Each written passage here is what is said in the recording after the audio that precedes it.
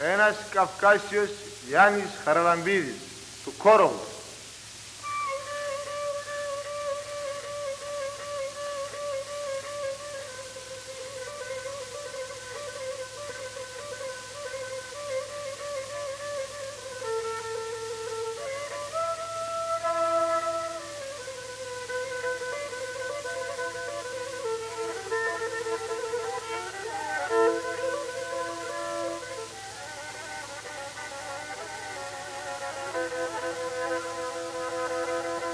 Hey ben bir korovuyum, dağda gezerim,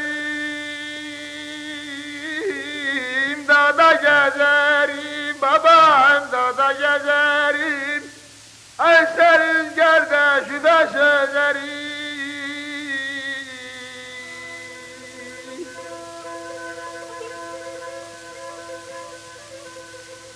Ey gümüş topuzuna baba ekerler azerim.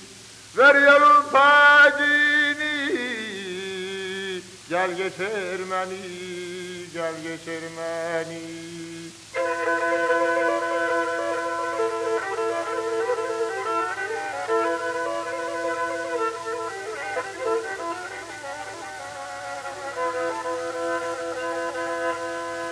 Olsun Bedirgen.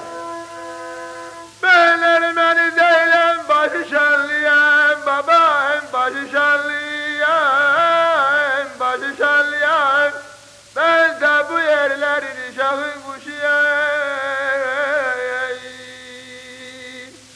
Ey bu yerin pacini babam vermez kişiye. İlişme kervane, gel geç koroğlu dey, gel geç koroğlu.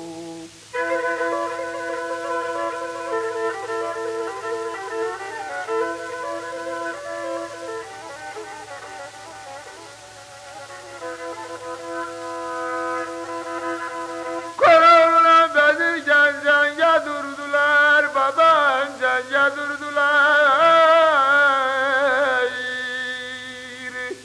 Onlar da birbirleriyle kavga kurdular. Ey Bedirgen Koroğlu ya çok yaran açtı. Her dağın başından becersen açtı, becersen açtı.